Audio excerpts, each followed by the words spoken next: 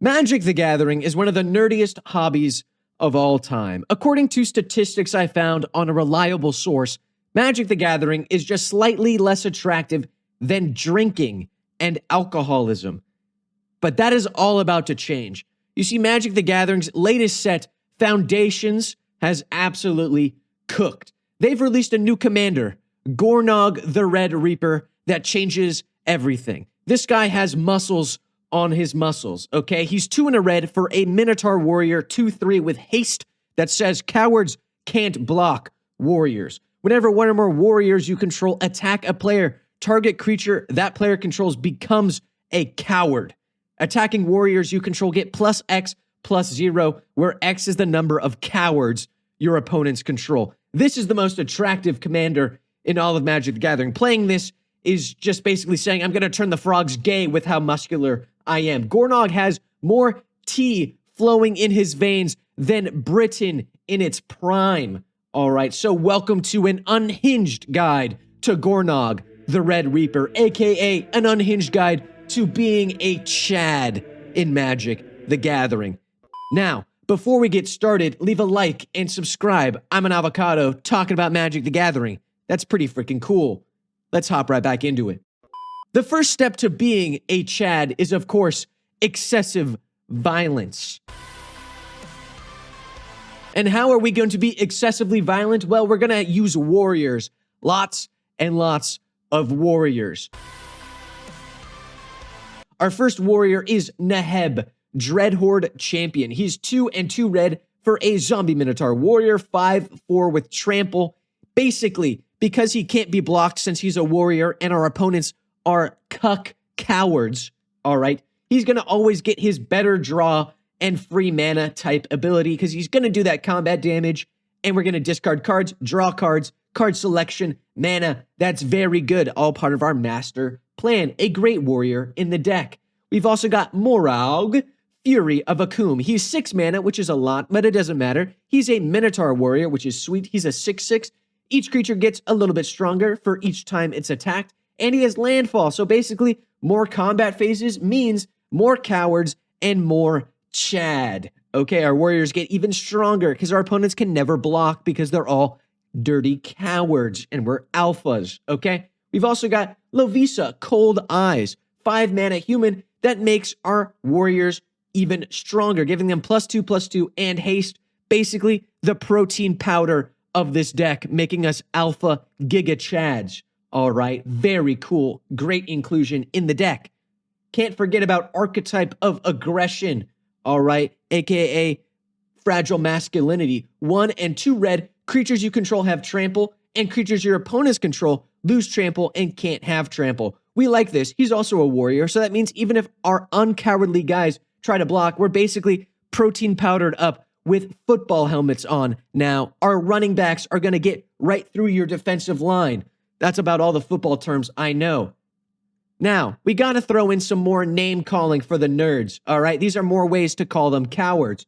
Kargan Intimidator is 1 in a red for a warrior that also says cowards can't block warriors. You got to have some redundancy in case they kill your commander. But for 1 mana, you choose one that hasn't been chosen this turn. You're going to want to choose the one that makes target creature become a coward until end of turn. We like that, all right? Making more cowards is good for you because your Gornog gets stronger. You're basically giving +1 for 1 mana. That's not too bad. You can also sneakily instant speed, make someone a warrior that has trample so your opponents can do stuff. You can bargain with your opponents. It's really cool. Also, we've got Boldwyr Intimidator. Besides being a hot gilf, that's grandpa anyway, he's 7 mana for a giant warrior. Cowards can't block warriors. More redundancy is always good. And basically, you're going to make so many cowards because for 1 red, target creature becomes a coward until end of turn. And for 3 mana, you can send your creatures to Warrior University where they learn things like crypto and being really masculine and going to the gym and self-confidence. You can do this at instant speed for some cool combat tricks. Very nice. Now, there's also Coward Killer from Doctor Who. We only care about the coward part. It's also not even really that good because target creature can't block this turn and becomes a coward. Can be sort of badly redundant. It's only really a +1/+0 since cowards already can't block. and it's at sorcery speed, so you kind of have to set it up ahead of time. I don't know. I think Boldwyr is just better because for 1 mana, you can make a creature become a coward, and then it can't block anyway. But still, you can throw it in the deck just because it says coward, and it's really fun to say. Now, we got to talk about our GIGACHADS of the deck, being super buff and whatnot. My favorite is Hamletback Goliath. He is 7 mana, which is a lot, but who cares? He's a giant warrior. Whenever another creature enters the battlefield, you put X +1/+1 counters on this guy, where X is that creature's power. Notice it's any creature enters the battlefield. This guy will become huge, and if he can't be blocked by those cowards, it's absolutely freaking sweet. He's an absolute unit, being unblockable. He's on some gear type steroids. You know what I'm saying? He's just getting stronger and stronger.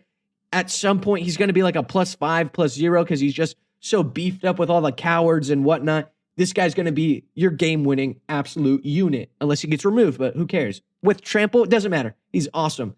You can also throw in Vanquisher's Banner, making your warriors +1/+1 and giving you card draw, which you're going to need. Door of Destinies makes your guys even stronger. The more warriors you cast, the more Door of Destinies buffs them up. Icon of Ancestry gives us some card selection and gives our guys +1/+1. Obelisk of Erd, we can convoke out with our warriors if we want to, giving them +2/+2.